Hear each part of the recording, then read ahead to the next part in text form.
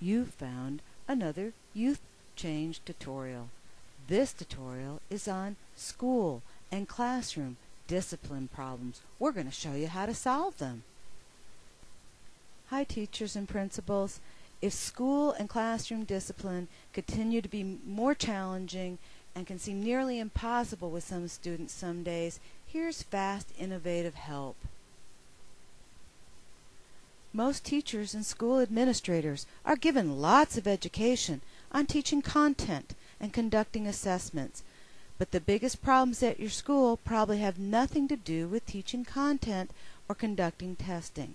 The biggest problems at your school and in that classroom probably relate to discipline, and specifically problem student behavior. Your kids may not act at all like they've ever been trained to be students. And if you think about it, they haven't been. They've never been formally, systematically trained to act like motivated, appropriately behaved students, since most schools don't include that in their curriculum.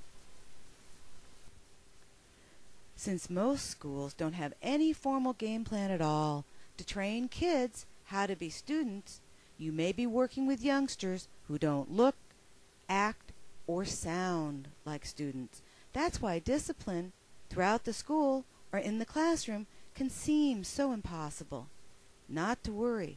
I'm going to show you how you can teach even older students the skills they need to behave properly in class and in school. We're Youth Change, the largest source of creative interventions for student behavior problems. Our website, youthchange.com, has thousands of strategies for every kind of student behavior problem. My name is Ruth Herman Wells. I'm the director of Youth Change Workshops.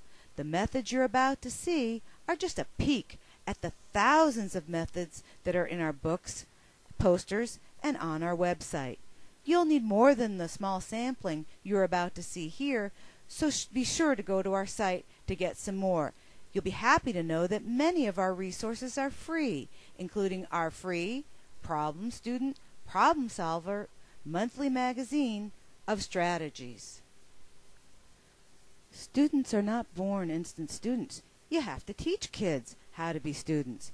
Here's poster 22, and it says, teachers are lousy mind readers. So even things that we kind of take for granted, like students knowing how to properly ask for help and even wait for it, that's the kind of thing that you really may need to teach students before they can do.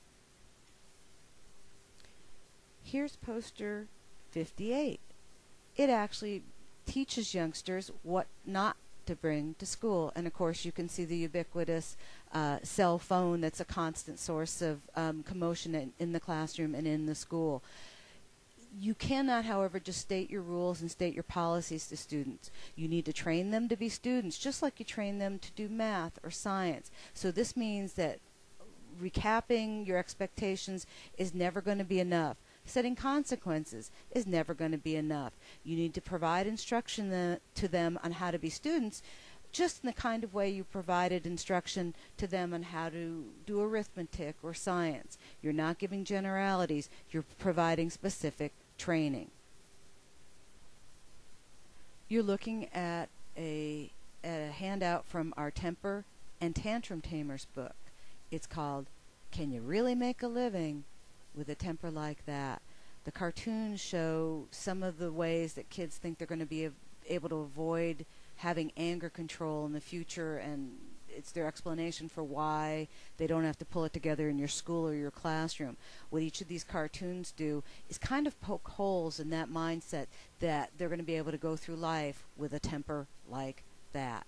And again, it's not typical to think about anger control as being something that schools have to cover and actually teach. But if you don't want to keep hassling the anger control and the aggression, then it is something you do have to address and you do have to teach.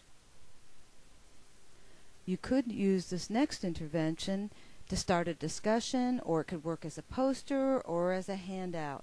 It says thinking first works better than thinking second, and you can see the young person sitting outside the principal's office. This is an example of how nuts and bolts you have to be when you train kids to have better discipline. You can't just expect them to magically slow down on the behavior and to begin thinking first and before they're outside the principal's office. That's a skill that you need to teach, just like math and science, and rules and consequences won't compensate for that lack of training kids to meet your expectations. You can have any expectations you want. If you don't train your students exactly how to do those expectations, they're not going to be able, in many instances, to meet those expectations. This next intervention is poster 163. And as you can see, it says cap, check. Gown, check. High school diploma, check. Paycheck, check. And the caption, every diploma is worth $329,000 more pay. And that's a fact, that high school grads earn about $329,000 more than students who drop out. Shouldn't your students know that? And don't you think that discipline would be easier if your students were pumped up and motivated because they did see the value of education and they did know the value of school? You'd be dealing with completely different young people. The final intervention is also a motivation builder, because motivation is just that important when it comes to any discussion of school discipline. I know that's different than the theory you probably heard in college, but these are real-world approaches for real-world contemporary kids. And until they're motivated, their behavior is going to reflect their disinterest and their boredom. So this one is called the Dropout Lifestyle. If you prefer a more positive approach, we have companion versions that are called the Graduate Lifestyle and make it a more positive kind of a phrasing. But at any rate, this handout or poster, whichever way you want it, is available on our site. And what it says is, a dropout working one job may be only able to afford 2/3 of a place to live. You can ask your students, what part of the apartment or house would they like to give up? The bathroom, the kitchen, the living room, and you're beginning to show them in concrete terms how incredibly, amazingly valuable school and education are and how it's going to be their ticket to the new millennium. If you like our innovative interventions for school and class discipline, we have more than just this tiny sampling. For example, you can get our Breakthrough Strategies to Teach and Counsel Troubled Youth workshop on DVD, or you can even bring the live professional development workshop right to your site. You can also sign up for a general session that might be coming around the country right near you. If you need more information on Impossible to Manage Students, consider getting our Antisocial Youth and Conduct Disorder book for just $15. It shows you how to get these impossible to manage students a bit more under control. Don't forget, there's thousands of additional interventions on our website, and you can get a free subscription to our Problem Student Problem Solver magazine while you're there.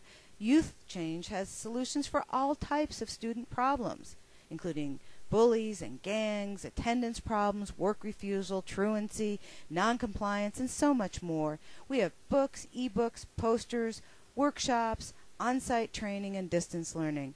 If you're a youth professional, like a teacher or counselor or principal or social work, you're welcome to call us at 503-982-4220. Let us show you working with difficult youth and children doesn't have to be so difficult. We can help.